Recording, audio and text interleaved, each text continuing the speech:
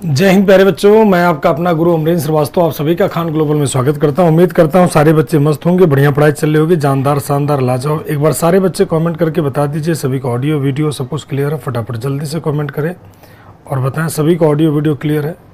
तेजी से बताएं सारे बच्चे, सभी का ऑडियो वीडियो सब कुछ क्लियर है। फटाफट जल्दी से बताएं सारे बच्चे।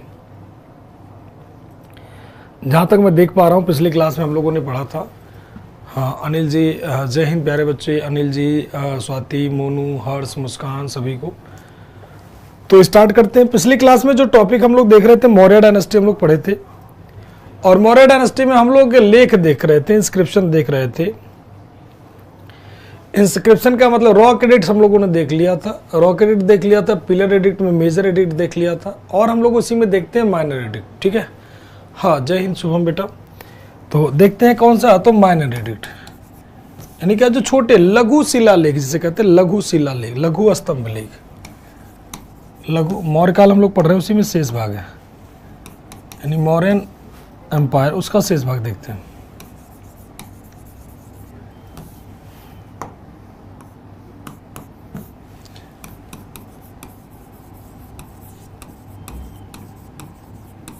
मौर्यन एम्पायर यानी क्या, मौर्य साम्राज्य।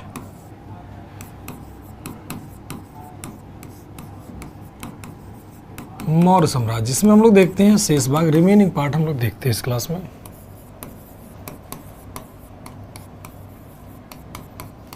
यानी क्या, शेष भाग। तो मेजर एडिक्ट हम लोगों ने देख लिया था, अब उसमें हम लोग आते हैं कौन, तो माइनर एडिक्ट यानी क्या, लघु शिलालेख, लघु स्तंभ लेख।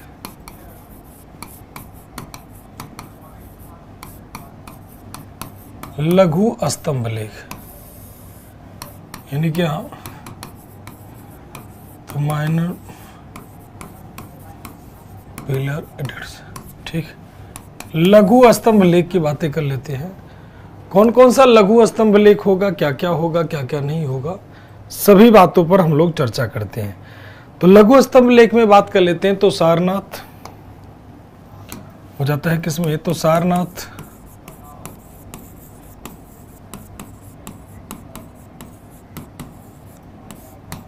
सारनाथ हो गया। सारनाथ कहां पर पाता मिलता रहता है, तो उत्तर प्रदेश यानी कहां पर, तो यूपी में। सारनाथ कहां पर है, उत्तर प्रदेश में। और सारनाथ को लाइन पिलर भी कहते हैं, जो है लाइन पिलर स्तंभ भी कहते हैं। क्या पाया जाता है, तो लाइन पिलर भी कह सकते हो इसी को, शेर वाला स्तंभ भी, लाइन पिलर भी इसी को कहते हैं, यानी शेर स्तंभ भी इसी को कहते हैं।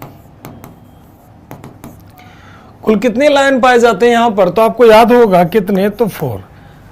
हम लोगों के जो सिक्के हो गए, जो नोट्स हो गए, हाँ इमरान जी, वंदना, अमन, गोविंद, अखिल, सभी को जय हिंद। तो हम लोग के जो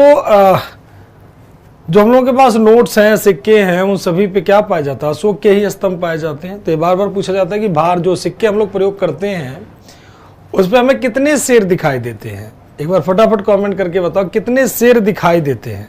बड़ा प्यारा सा सवाल है, कितने शेर दिखाई देते हैं। टोटल लाइन की बात करोगे तो कितने शेर पाए जाते हैं, 5 लाइन जो पिलर पाए जाते हैं उस पर पाए जाते हैं। ठीक है, ये हम लोग का जो हम लोग के नोट्स यूज करते हैं, हम लोग सिक्के यूज करते हैं, तो वहीं पे सारनाथ का स्तंभ ही यूज होता है, उत्तर प्रदेश के वाराणसी में है। इसके अलावा और पिलर की अगर बात करोगे तो सारनाथ के बाद आ जाता है सांची। क्या आ जाता है, सांची। ये सब ऐसे फैक्ट हैं जो आपको ध्यान रखने हैं, ध्यान रखिएगा।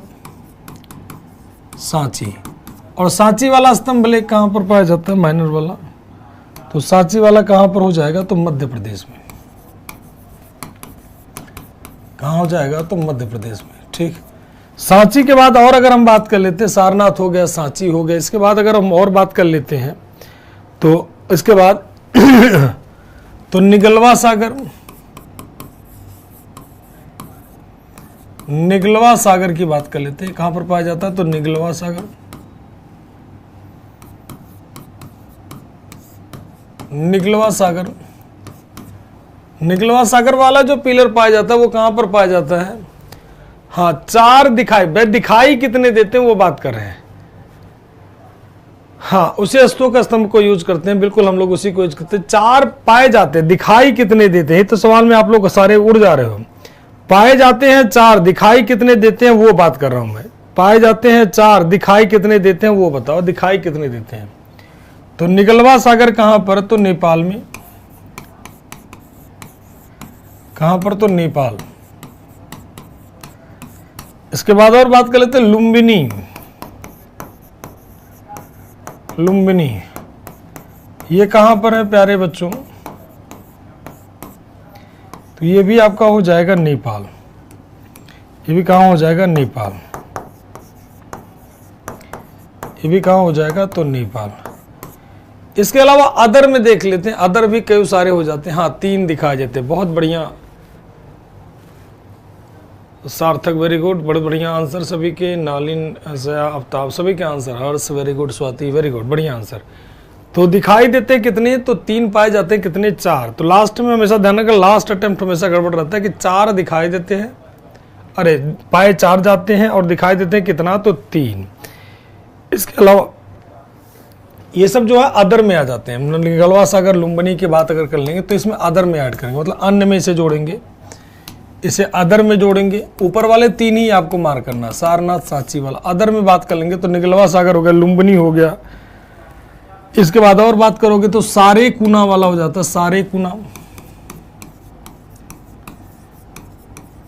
सारे कुना, सारे कुना का अब बात कर लोगे, सारे कुना हो गया। सारे कुना कहां पर है, तो अफगानिस्तान में। और कौन सा हो गया, सारे कुना हो गया, कंधार हो गया। ये कंधार वाला आप लोगों का पूछा जा चुका है।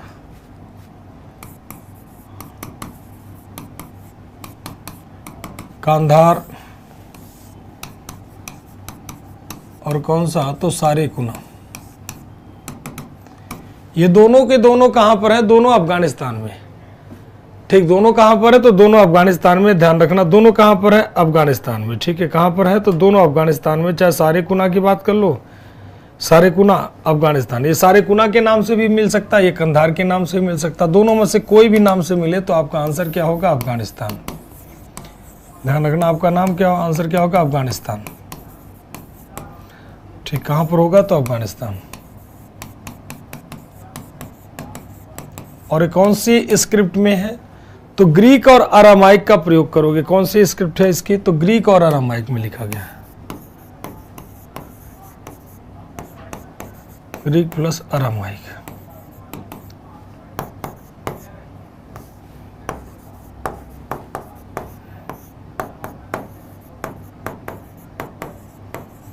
तो ये अशोक के अभिलेख थे जो अलग अलग जगह मिलते हैं, अलग अलग पार्ट में मिलते हैं। ठीक, अलग अलग जगह मिलते हैं, अलग अलग पार्ट में। अशोक ने कुछ गुफाएं भी बनवाई, कुछ गुफाएं बनवाई। और वो गुफा किसको देता है, तो आजीवक लोगों को दान करता है। जैसे सुदामा गुफा, जैसे कर्ण चौपड़ गुफा, जैसे विश्व झोपड़ी गुफा। ये बार बार पूछा जाता है अशोक ने कौन कौन सी गुफाएं बनवा करके आजीविकों को दान दिया था। तो 3 गुफाएं याद कर लिए, सुदामा, कर्ण चौपड़, विश्व झोपड़ी, जो बराबर की पहाड़ियों पर बनवाता है। अब बराबर की पहाड़ी कहां पर, कौन कमेंट करके बताएगा।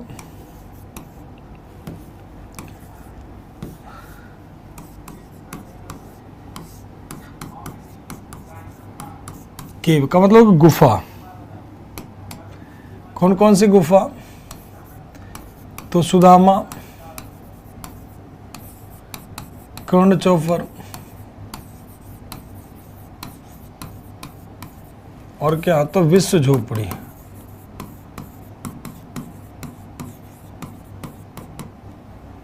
यानी कौन सा, तो सुदामा गुफा, कर्ण चौपड़ और कौन सा, विश्व झोपड़ी।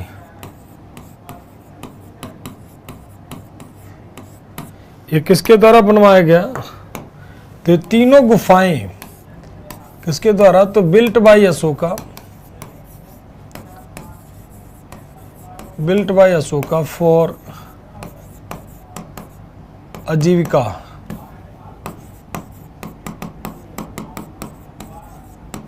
आजीविकों के लिए।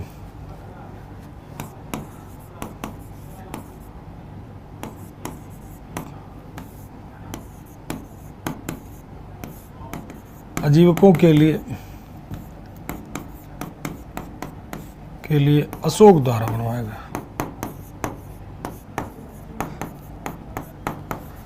अशोक द्वारा निर्मित, अशोक द्वारा बनवाया गया।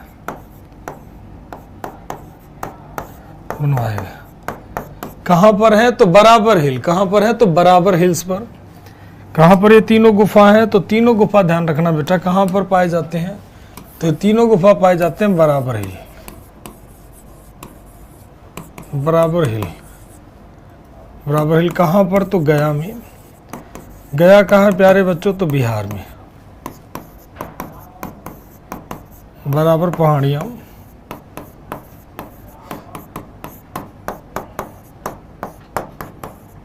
गया बिहार में। ठीक, ये बार पूछा था आजीविकों के लिए अशोक ने क्या क्या बनवाया था, तो आजीविकों के लिए अशोक ने क्या बनवाया था? सुदामा, कर्ण, चौपड़ और कौन सा? तो विश्व झोपड़ी जो दान करता है। ठीक, किसको दान करता है? तो आजीविकों को।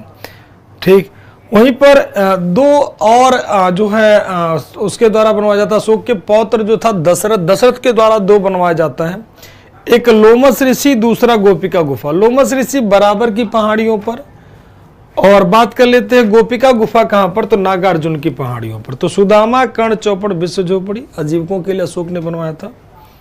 ठीक, इसके बाद आ जाते हैं कि built by Dasharath, built by Dasharath, Dasharath के द्वारा बनवाया गया।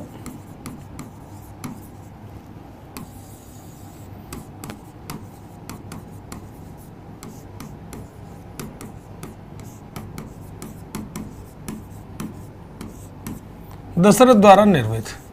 क्या बनवाता है दशरथ? बड़ा प्यारा सवाल है। क्या क्या बनवाता है? तो दो गुफा बनवाते हैं, एक लोमस ऋषि, लोमस ऋषि, और दूसरा होता है कौन? गोपिका गुफा।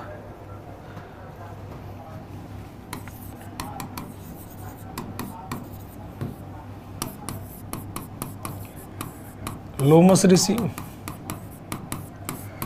और दूसरा होता है गोपिका गुफा।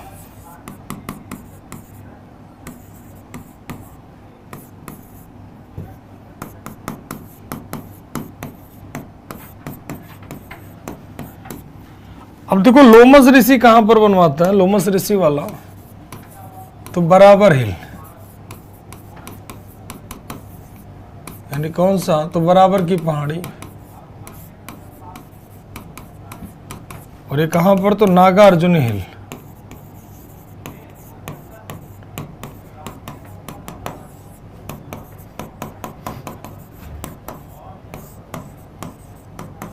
नागार्जुन पहाड़ी पर।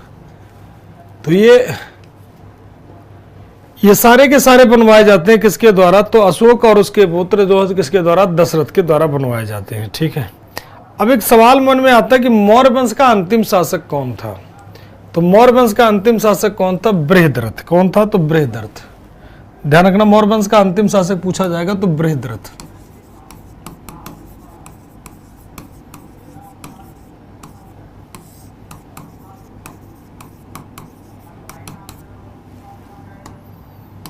ये कौन हो जाएगा? Last ruler of Maurya dynasty, यानी क्या? मौर्य वंश का अंतिम शासक।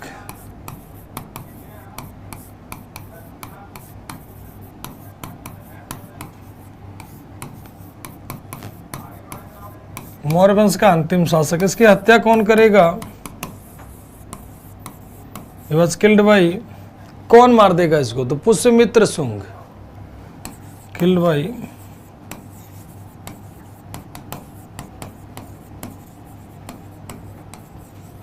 पुष्यमित्र शुंग। हत्या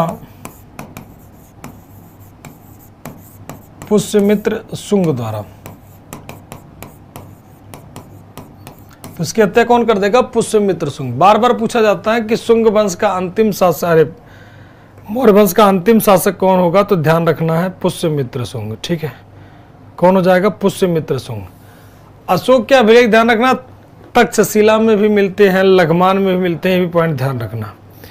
तो ये पूरा का पूरा आपकी पॉइंट कंप्लीट हो जाता है। अब आते हैं मौर्य वंश के बारे में और बातें जानना शुरू करते हैं। यहाँ तक क्लियर है सभी का? एक बार बता दीजिए, किसी के मन में कोई सवाल हो, कोई डाउट हो तो पूछ सकते हैं आप लोग।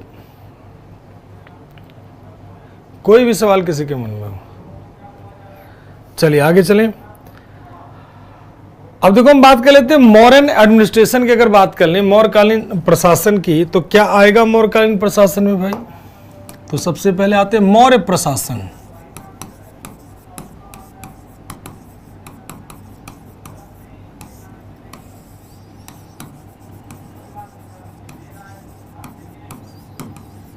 मौर्यन एडमिनिस्ट्रेशन, मौर्य प्रशासन की बातें कर लेते हैं। मौर्य काल का प्रशासन कैसा था? No doubt sir, no doubt sir.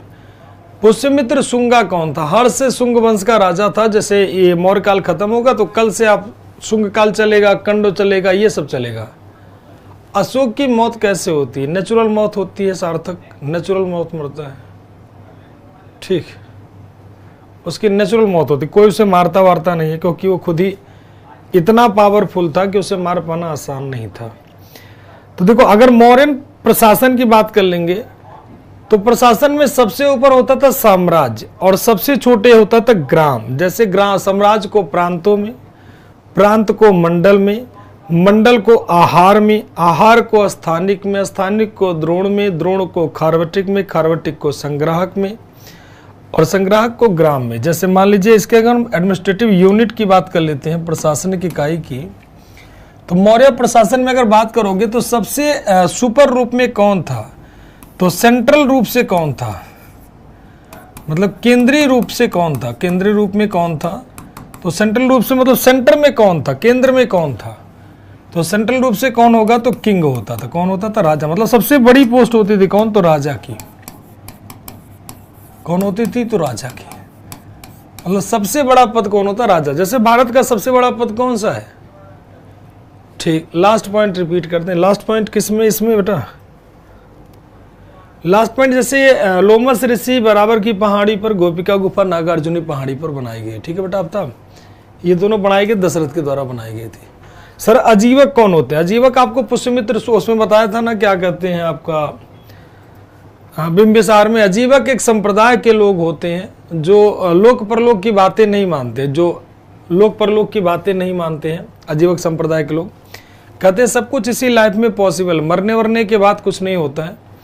तो अजीवक एक संप्रदाय होते हैं, एक संप्रदाय के अनुयायी होते हैं। जैसे धर्म हम लोग हिंदू धर्म मानते हैं, वैसे वो बौद्ध धर्म, जैन धर्म है, वैसे अजीवक एक संप्रदाय हुआ करता था। ठीक, अब लगभग नहीं के बराबर है इनके फॉलोवर्स। उसका स्थापना मक्खली पुत्र गोसाल ने किया था। तो एक छोटा सा संप्रदाय होता है। ठीक, पुष्यमित्र शुंग की, मौर्य वंश का अंतिम शासक था बृहदर्थ। बृहदर्थ की हत्या किसने कर दी थी? पुष्यमित्र शुंग ने। और एक नई डायनेस्टी बनाएगा, शुंगा डायनेस्टी। तो उसमें चलेंगे हम लोग बाद में, जब पहले मौर्य खत्म हो जाएगा तब। मौर्य के सेंट्रल रूप से कौन था? राजा। मतलब सबसे बड़ी पोस्ट क्या थी? तो राजा। राजा सबसे बड़ी पोस्ट हो जाती थी। इसके बाद में राजा के सहायता के लिए कौन होता था? तो for the help of king,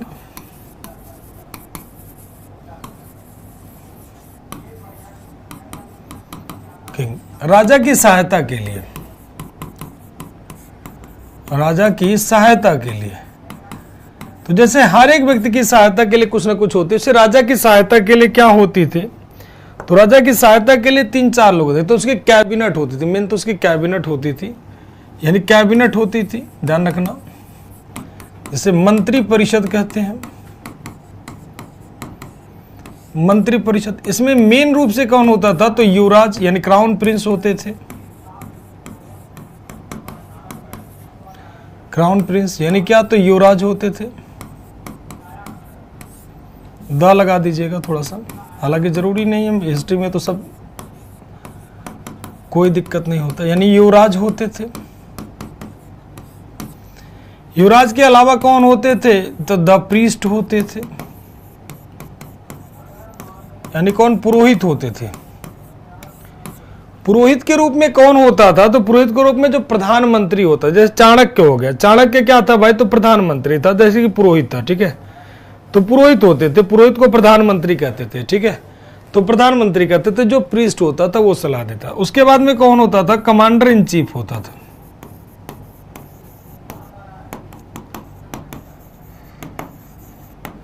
commander in chief का मतलब क्या हो गया बेटा? तो सेनापति। ठीक, और कैबिनेट के क्या हो जाते हैं? अदर मिनिस्टर, सारे लोग मिला करके ये बन जाता है। ठीक, कैबिनेट में अन्य मंत्री जो होते थे इन सबको मिला करके बनाया जाता था क्या, राजा। जैसे आज के समय हमारे प्रधानमंत्री कौन है, मोदी जी, तो वैसे वहां पर प्रधानमंत्री के रूप में एक तरीके से कह लीजिए जो पुरोहित होते थे, युवराज होते थे, इनको मिला करके क्लियर करता था। जैसे आज हमारे राष्ट्रपति की सहायता के लिए क्या होती है, राष्ट्रपति लोकसभा राज्यसभा मिलकर के एक साथ एक यूनिट बनाती है, तब हमारे देश का प्रशासन चलता है। वैसे भी उस समय लोकसभा राज्यसभा जैसी चीजें थी नहीं, तो कैबिनेट बनी होती थी, मंत्रिपरिषद होते थे, सेनानी होते थे। चाणक्य कहता था कि अगर राज्य को चलाना है, सिंपल सा लॉजिक है, राज्य को चलाना है तो राज्य के लिए 7 एलिमेंट्स होने बहुत जरूरी है, यानी राज्य के 7 तत्व होने बहुत जरूरी, जिसे सप्तांग कहा गया। ठीक, तो राज्य के लिए जो आवश्यक चीजें होती है, आवश्यक कह लीजिए सप्तांग। राजा चाणक्य कहता था कि राज्य को चलाने के लिए 7 अंग जरूरी है। चाणक्य के अनुसार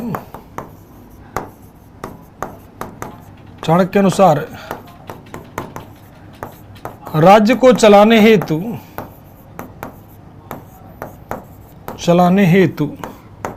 7 अंग जरूरी होते हैं। 7 अंग का मतलब होता है सप्तांग, कहते हैं इसे, सप्तांग सिद्धांत कहते हैं इसे। यानी क्या, तो 7 एलिमेंट कह लीजिए, 7 एलिमेंट्स। अब ये 7 सप्तांग क्या होते हैं और इसका वर्णन चाणक्य कहाँ कहता है, तो अर्थशास्त्र में। किसमें करता, अर्थशास्त्र में। यानी क्या, सप्तांग सिद्धांत।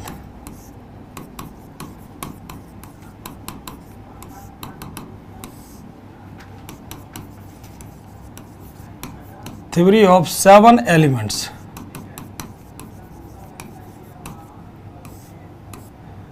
ऑर्गन से नहीं करना, ध्यान रखना, 7 चीजों का। इसका डिटेल कहां मिलता है, तो इसका डिटेल मिलता है अर्थशास्त्र में। अर्थशास्त्र में अब ये 7 अंग क्या क्या होते हैं तो देख लेते हैं। अर्थशास्त्र में कहां मिलेगा बेटा, तो अर्थशास्त्र में।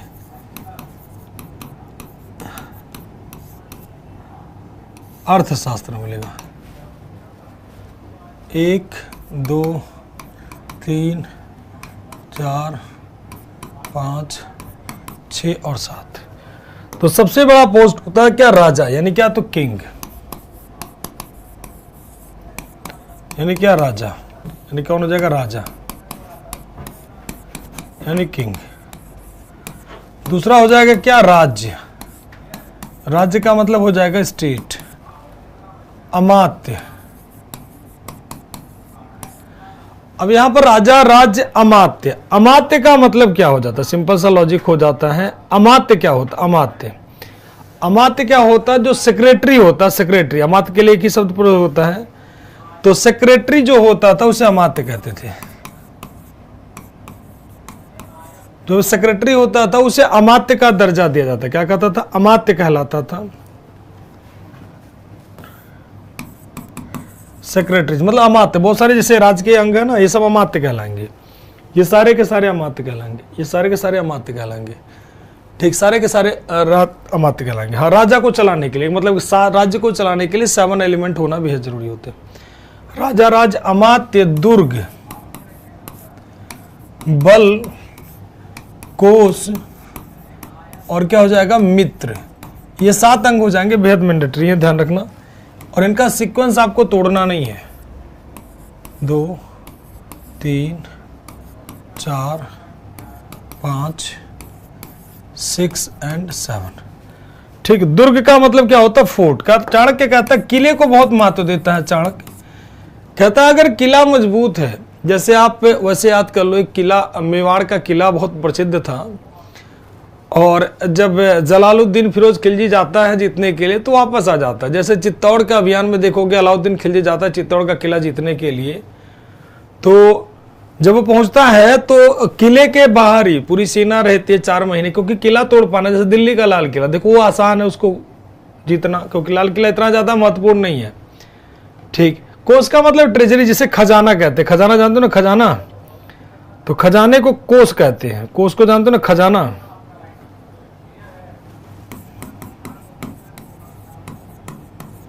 ट्रेजर जो होता है खजाना, खजाने को कहते हैं। हाँ चलवा दो।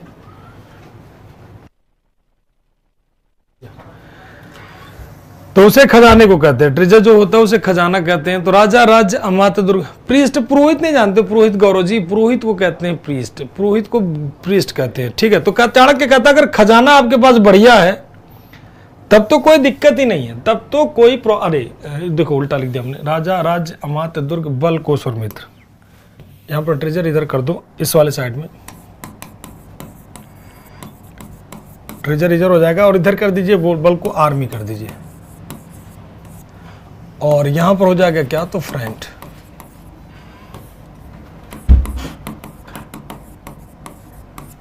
इधर हो जाएगा क्या, तो फ्रेंड यानी मित्र। भाई सिंपल सा लॉजिक है कि राजा, राज्य, अमात्य, दुर्ग, बल, कोश और मित्र। अगर आपको साम्राज्य चलाना तो आपके पास पैसा होना चाहिए, भाई सिंपल सा बात है, पैसा नहीं तो कुछ भी नहीं।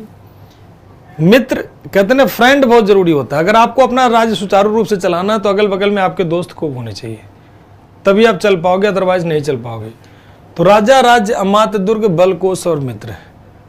हाँ, ये पूरा का पूरा जान लीजिए कि एक राज्य चलाने के लिए चाणक्य ने कहा था कि ये 7 अंग होना बेहद जरूरी है, और यही सिद्धांत कहलाता है बेटा क्या, तो सप्तांग सिद्धांत कहलाता है। क्या कहलाता है, सप्तांग सिद्धांत कहलाता है। ध्यान रखना, सप्तांग सिद्धांत कहलाता है।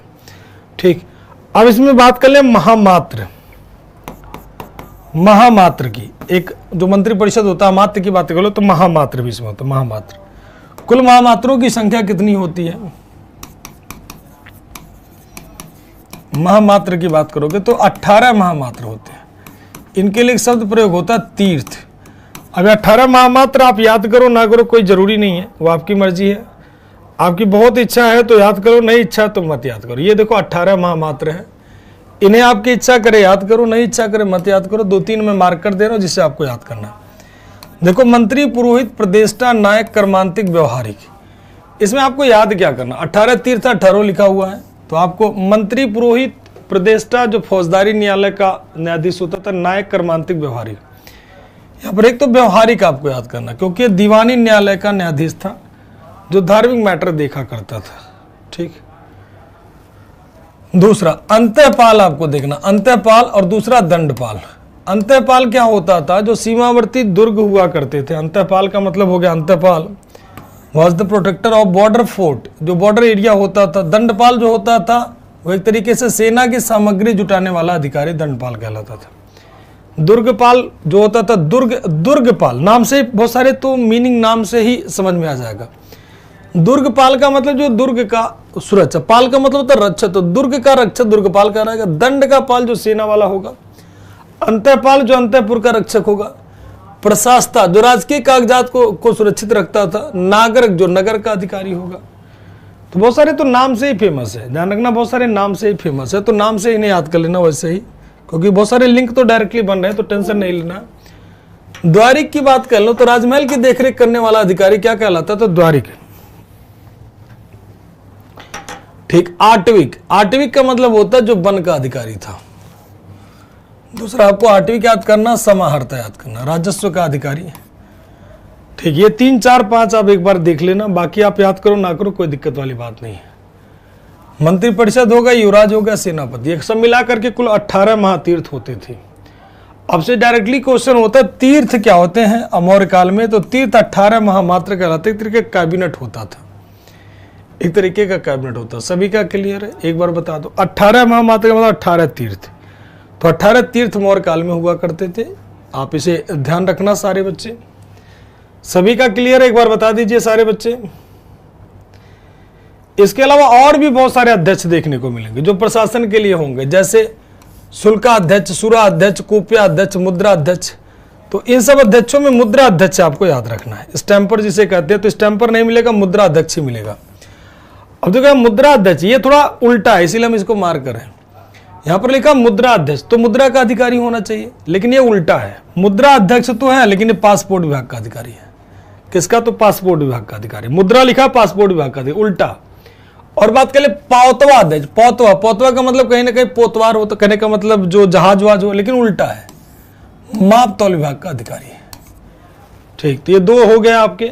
तीसरा एक सीता अध्यक्ष देख लो जहां पर है, जो राजकीय खेती का काम देखता था सीता अध्यक्ष।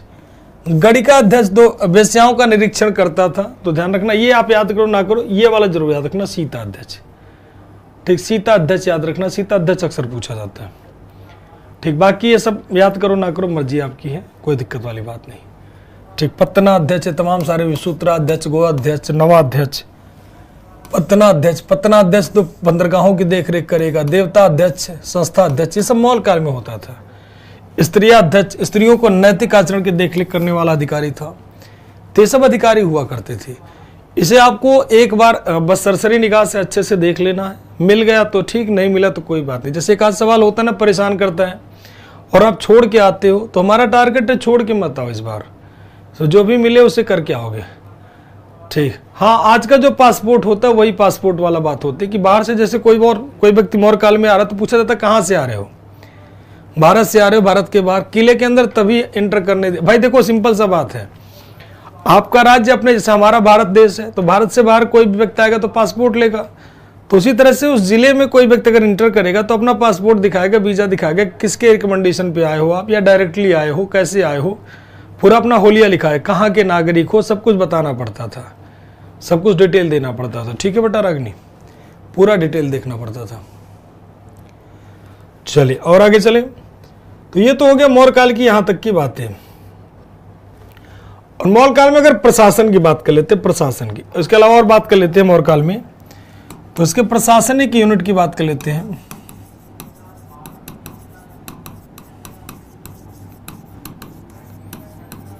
एडमिनिस्ट्रेटिव यूनिट की, यानी प्रशासनिक इकाई की बात कर लेते हैं।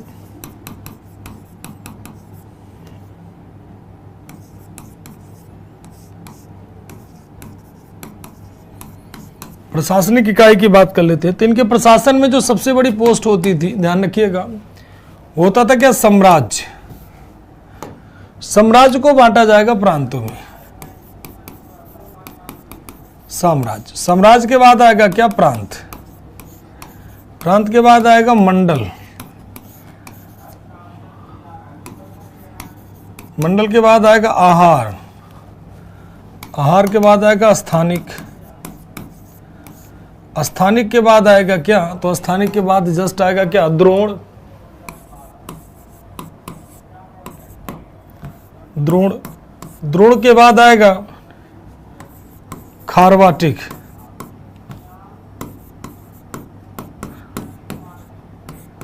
क्या आएगा, खारवाटिक, सॉरी,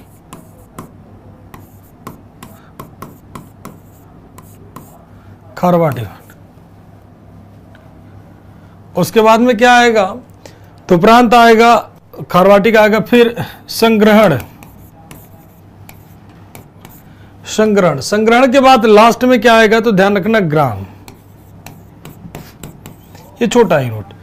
तो छोटे छोटे यूनिट के बाद, जैसे आज हमारा देश कई सारे राज्यों में बटा, राज्य कई सारे मंडल में बटा, मंडल राज्यों में कई सारे जिले पाए जाते हैं, जिले में कई सारे गांव पाए जाते हैं, गांव में कई सारे ब्लॉक पाए जाते हैं, ब्लॉक में कई सारे छोटे छोटे गांव पाए जाते हैं। देखो बड़े लेवल पे चलोगे, कई सारे गांव को मिला के संग्रहण बनाया जाता है, कई सारे संग्रहण को मिला के खारवाटिक, फिर द्रोण, फिर स्थानिक, आहार, मंडल, प्रांत, साम्राज्य। ये होता था आपका साम्राज्य। इसको आपको ट्रांसलेट नहीं करना है, तो साम्राज्य को आप ऐसे कह सकते हो, नेशन या साम्राज्य ही कर दीजिए, साम्राज्य, या इसको नेशन कह सकते हो या कंट्री कह सकते हो, कुछ भी कह लीजिए, साम्राज्य या एम्पायर कह लीजिए, कुछ भी कह सकते हैं आप इसको समझने के लिए। प्रांत को प्रोविंस कह लीजिए, बस ये दो ट्रांसलेट कर सकते हो, बाकी को ट्रांसलेट नहीं करना है। मंडल, मंडल, आहार, स्थानिक, स्थानिक, द्रोण, खारवाटिक, खारवाटिक, संग्रहण,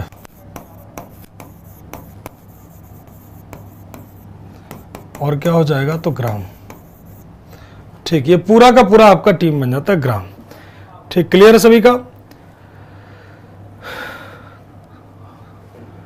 जैसे अगर इसको और लेवल पे जानना चाहते हो, तो अगर और लेवल पे जाना चाहते हो तो जैसे 20 ग्राम को मिला के एक संग्रहण बनाया जाता है, इस संग्रहण में कितने ग्राम होते थे? तो कुल 20 ग्राम होते थे। उसी तरह से खारवाटिक में आ जाओगे तो एक खारवाटिक में कितने ग्राम हो जाएंगे? सॉरी, एक संग्रहण में 10 ग्राम, बाय मिस्टेक लिख दिया, 10 ग्राम, और यहां पर 200। एक संग्रहण में कितने हो जाएंगे? 10 ग्राम हो जाएंगे। खारवाटिक में 200 ग्राम हो जाएंगे। उसी तरह से द्रोण में 400 ग्राम हो जाएंगे। मिलाते चलो, दो दो का मल्टीपल करते चलो। यहां पर 200 ग्राम हो गए, फिर 400 ग्राम हो गए। 400 के बाद सीधा आ जाओगे कितने? 800 ग्राम हो जाएंगे। स्थानिक में कितने हो जाएंगे? तो 800 ग्राम। 800 ग्राम मिला के स्थानिक बना। आहार का मतलब हो जाता है जिला, जिसे जिला कहते हैं आज के टाइम में, यानी क्या? तो डिस्ट्रिक्ट।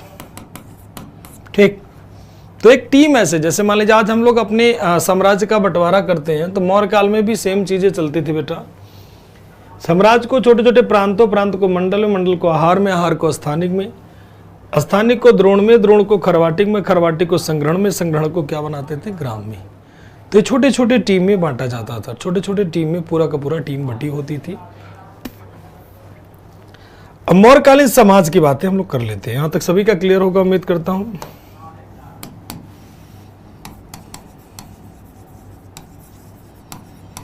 मौर्यन सोसाइटी,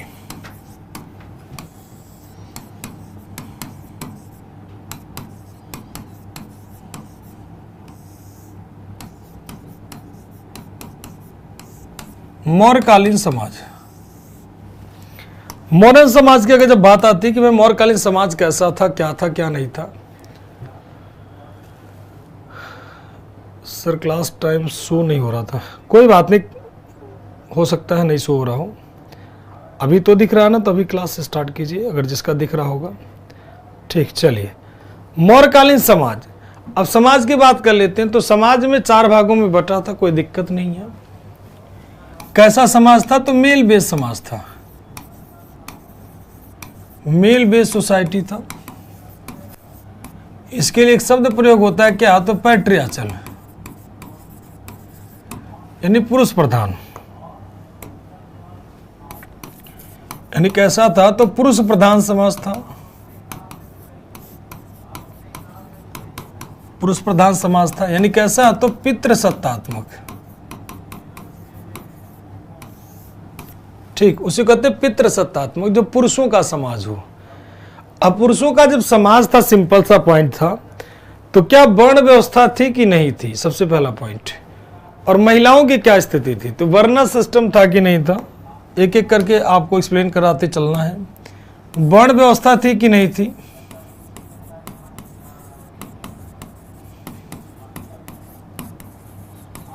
वर्ण व्यवस्था था कि नहीं था? वर्ण व्यवस्था कितने वर्ण होते हैं वर्ण में? बताएं फटाफट तेजी से। फीमेल की कंडीशन कैसी थी? महिलाओं की स्थिति कैसी थी?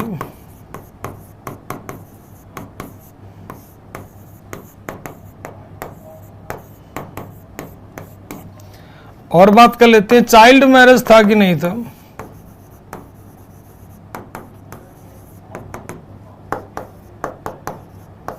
यानी बाल विवाह था कि नहीं था? और बात कर लेते हैं, विडोरी मैरिज था कि नहीं था?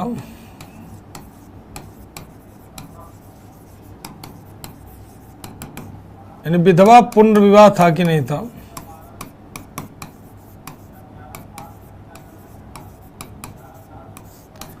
विधवा पुनर्विवाह था कि नहीं था समाज में?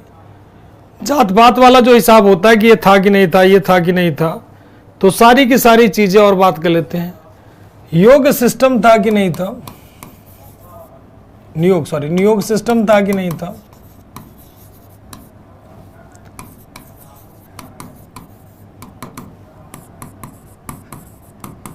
मौर्य काल में नियोग प्रथा थी कि नहीं थी?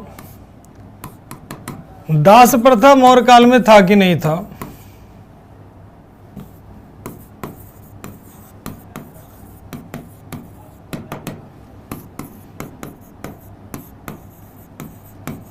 दासों की व्यवस्था, दास प्रथा था कि नहीं था? ये सारा का सारा चीज आपको बताना है। ठीक, ये सारी चीजें थी कि नहीं थी, बड़ा प्यारा सा सवाल है। डावरी था कि नहीं था, दास प्रथा था कि नहीं था, ये भी देख लेते हैं। दहेज डावरी सिस्टम था कि नहीं था, मतलब दहेज प्रथा थी कि नहीं थी। ठीक,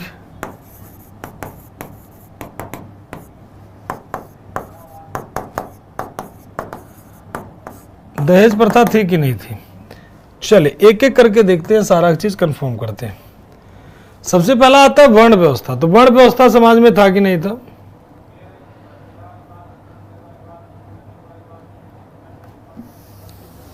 तो वर्ण व्यवस्था था कि नहीं था, बड़ा प्यारा सवाल है। सबसे पहला वर्णा सिस्टम था कि नहीं था।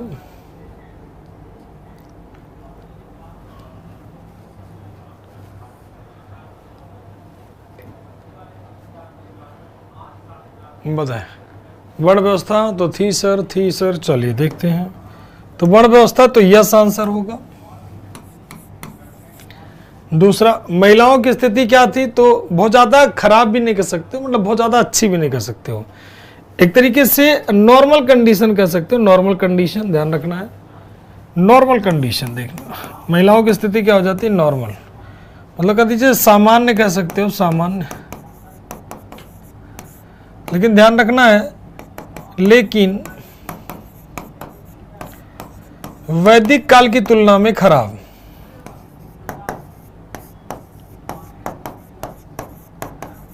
वैदिक काल की तुलना में क्या हो जाएगा, खराब स्थिति हो जाएगी। वैदिक काल में इनकी स्थिति अच्छी थी और वैदिक काल के कंपेयर में क्या हो जाएगी, खराब हो जाएगी। बाल विवाह तो यस, चाइल्ड मैरिज आ चुका था इस काल में, और कहा गया कि जो बच्चियों की शादी होगी अब वो 12 साल 14 साल में शादी होनी शुरू होगी।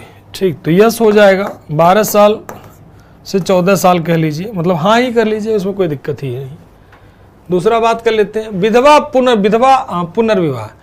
तो विधवाओं की शादी की बात अगर करोगे, क्या विधवाओं का पुनर्विवाह होता था, तो आंसर होगा यस, लेकिन उसमें लिमिट लग गई थी। विधवाओं की शादी होती थी तो यस, लेकिन उसमें क्या थी, तो लिमिट के साथ लिमिटेशन हो जाता था, उसमें कंडीशन लग गया था, मतलब लिमिट लग गई थी, बहुत सारी सीमा आ चुकी थी, बहुत सारी सीमा इसमें हो गई थी, लिमिटेड कह लीजिए, मतलब इसमें सीमा लग गई थी कि मैं हमेशा नहीं, कुछ ही लोग कर सकते थे, सारे लोगों का नहीं। हाँ, कास्ट सिस्टम तो 100% आ चुका है। नियोग प्रथा तो यस, नियोग सिस्टम भी आ चुका था। दास नियोग सिस्टम था ही, पहले से चल ही रहा था। स्लेवरी सिस्टम भी यस, डावरी सिस्टम तो यस, दास भी करते थे, दास प्रथा भी थी प्रॉपर। जैसे कौटिल्य ने 9 प्रकार के दास की बात की थी। कौटिल्य ने 9 प्रकार के दास की चर्चा किया, 9 प्रकार के दासों की बात की है। 9 प्रकार के दासों की बात बताया कि कुल 9 प्रकार के दास होते हो करते थे, 1 2 नहीं, पूरा। हाँ, लिमिट का मतलब ये हो गया, जैसे कुछ लोग नहीं कर पाते थे, कुछ लोगों में बहुत लिमिटेड हो गई थी, बहुत कम लोग होते थे, समाज में कई क्षेत्र में कुरीतियां विद्यमान हो गई थी, हर क्षेत्र में लागू नहीं था। लिमिट का मतलब ये हो गया कि हर क्षेत्र में लागू नहीं था, कहीं कहीं नहीं कर सकती थी, कहीं कहीं नहीं भी कर सकती थी। ठीक है, कुछ क्षेत्र में कर सकती थी, कुछ क्षेत्र में नहीं कर सकती थी, मतलब लिमिटेशन इसमें लागू हो गया। बस ये जान लीजिए बेटा कि लिमिटेशन इसमें लागू हो गया। ठीक है ना। मेगास्थनीज ने भारतीय समाज को 7 जातियों में बांटा था। मेगास्थनीज ने भारतीय समाज को 7 जातियों में बांटा। इसका तो मैंने पीपीटी भी रखा होगा, आई थिंक सो।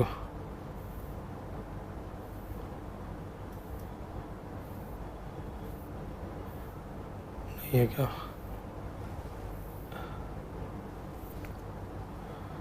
चलो, नहीं है इसमें कुछ भी। नगर प्रशासन है, अधीनस्थ अधिकारी हैं,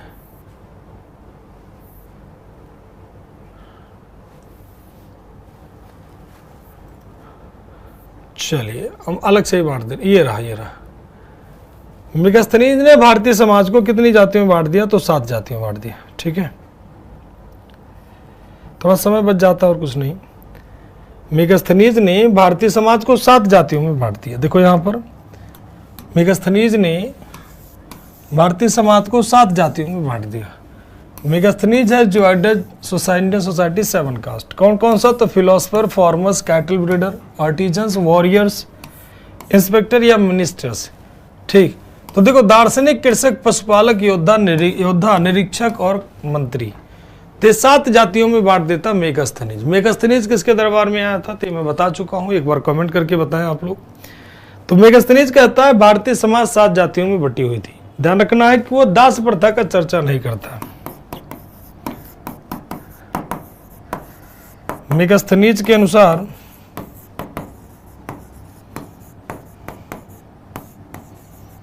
भारत में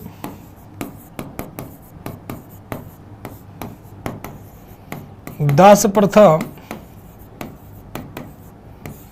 विद्यमान नहीं था।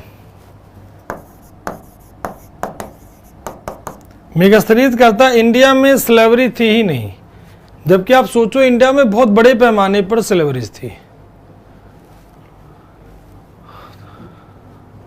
ठीक, हाँ, तो बहुत बड़े पैमाने पर, हाँ, चंद्रगुप्त मौर्य बहुत बढ़िया स्रोत जो है, बहुत बढ़िया आंसर सभी के, वेरी गुड, बहुत बढ़िया रागिनी, वेरी गुड। चलिए, तो उस समय भारत में दास प्रथा, मेगास्थनीज के अनुसार भारत में दास प्रथा विद्यमान नहीं थी, जबकि ये गलत है। जबकि हालांकि विद्यमान नहीं थी, गलत कहता है मेगास्थनीज के अनुसार, जबकि ये गलत है। नोट करके यहाँ पे लिख दे रहे हैं। जबकि कौटिल्य के अनुसार 9 प्रकार के दास थे।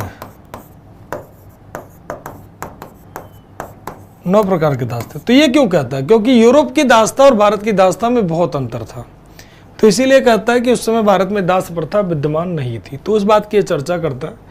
जबकि इंडिया में स्लेवरी बहुत बड़े पैमाने पर थी, तो इस बात की चर्चा ही करता है, जो कि गलत माना जाता है। उस समय बहुत बड़े पैमाने पर भारत में दास्तां अवेलेबल थी, तो ये बात इसकी थोड़ी सही नहीं मानी जाती थी। ठीक है, तो ये बात इसकी थोड़ी सही नहीं मानी जाती थी, ध्यान रखना। तो इससे हम लोग सहमत नहीं हो सकते हैं कि उस समय भारत में दास्तां नहीं थी। अब अगर बात कर ले कि भाई ये तो होगा उस समय के समाज की, अगर हम प्रांतों की बात करें तो प्रांत जो है, अगर बात कर लेते हैं प्रांत, तो अशोक के समय कुल 5 प्रांत हुआ करते थे। अशोक के समय कुल कितने, तो कुल, अरे अशोक के समय आते आते कुछ 5 प्रांत हुआ करते थे। सबसे बड़ी इकाई क्या होती थी? प्रोविंस, जो भी आपको हमने बता दिया है। उत्तरापक्ष अवंती, कलिंग, दक्षिणापथ, प्रासी। तो उत्तरापथ की राजधानी कहाँ हो जाएगी? तक्षशिला, अवंती की उज्जैनी, कलिंग की तोसली, स्वर्णगिरी, पुरी या प्राची की पाटलिपुत्र। तो ये प्रांतीय प्रशासन भी बीच में एक छोटा सा बच रहा था, तो हमने कहा उसे भी कंप्लीट करते चले, छोड़ना ठीक नहीं होगा। तो प्रांतीय प्रशासन की मेगास्थनीज 2 प्रकार के अधिकारियों का उल्लेख करता है, एक एग्रोनोमोई, एक होगा अरिस्टोनोमई। एग्रोनोमई मतलब जिले का अधिकारी, अरिस्टोनोमई का मतलब नगर का अधिकारी। ठीक, इसको आप लोग एक एक बार बस ध्यान से देख लेना। ये जो आप 5 मिनट आपका 10 मिनट बता रहे हैं, इसे आपको, हाँ, दहेज प्रथा पूरी तरह से, डावरी तो हमेशा थी, दहेज प्रथा तो बहुत वैदिक काल से दहेज प्रथा थी। दहेज प्रथा वैदिक काल से विद्यमान थी बेटा, तो दहेज प्रथा तो कोई दिक्कत ही नहीं है। इसके बाद और बात कर लेते हैं, ये जिले का अधिकारी हो गया। ठीक, युक्तक और रज्जुक नियुक्त किया जाता था, जो राजस्व की वसूली करने वाला अधिकारी था, जो कि राजस्व की वसूल करता था, उसे युक्तक कहते थे। इसके अलावा रज्जुक की बात कर लेते हैं, जो केवल राजस्व विभाग में भूमि पैमाइश का अधिकारी था, प्रादेशिक मंडल का प्रधान अधिकारी था। ये जो आपको बीच में बताया ना, युक्तक, रज्जुक, प्रादेशिक। ब्रजभूमिक जो होता था, पशुओं की रक्षण और उनकी वृद्धि का ध्यान रखता था। अंतः महामर्त, यह सीमावर्ती क्षेत्र का अधिकारी होता था। एंड लास्ट पॉइंट चलेगा इसमें, मेगास्थनीज के अनुसार नगर का प्रशासन 30 सदस्यों का एक मंडल द्वारा किया जाता था, जिसमें 5-5 सदस्यों की 6 समितियां होती थी। और इसमें से आपका एक क्रम से पहली समिति उद्योग धंधा, दूसरा समिति विदेशियों का देखरेख, तीसरा समिति जन्मगण। ठीक, ये 6 समितियां होती थी, जिसे एग्जाम के पहले समय आप, हाँ, नोट, इसको नोट में आप, जो ज़्यादा जरूरी नहीं है नोट में आपको बनाना, इसको आप PDF के थ्रू ही देख सकते हो, मर्जी आपकी है। इसलिए मैंने आपको बता दिया कि इसे आपको एक्स्ट्रा फैक्ट है, हाँ, इसको आप एक्स्ट्रा फैक्ट के रूप में रखेंगे। अगर मिल गया आंसर तो ठीक, नहीं मिला तो कोई बात नहीं। ठीक है।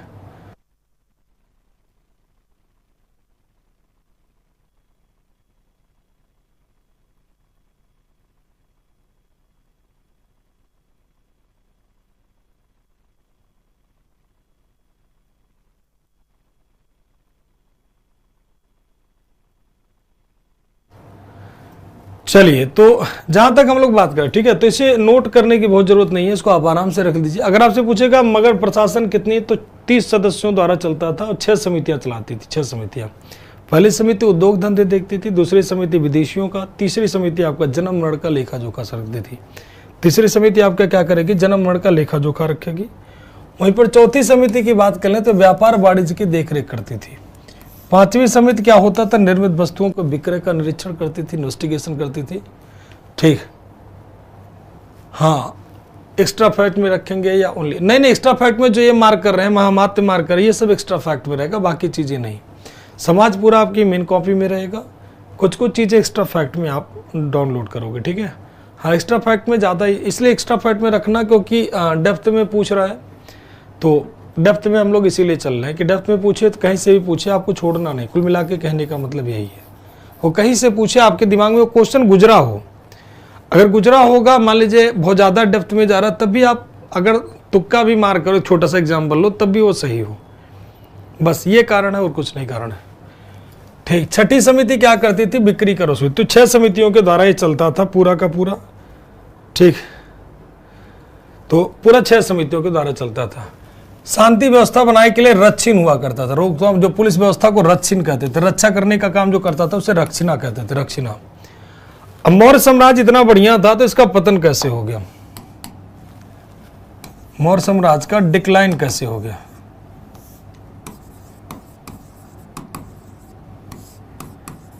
यानी मौर्य साम्राज्य का पतन कैसे हो गया, तो बताएं आप लोग पतन कैसे हो गया।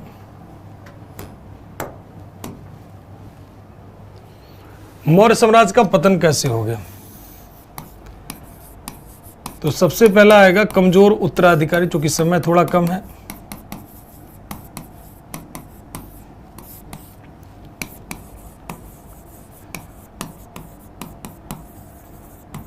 वीक सक्सेसर, कमजोर उत्तराधिकारी। दूसरा पॉइंट बात करते हैं, कमजोर उत्तराधिकारी। दूसरा, आर्थिक संकट।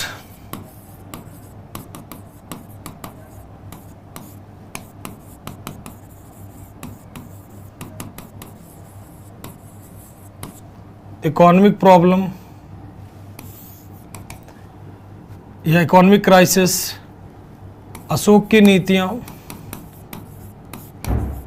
अशोक की धम्म नीति।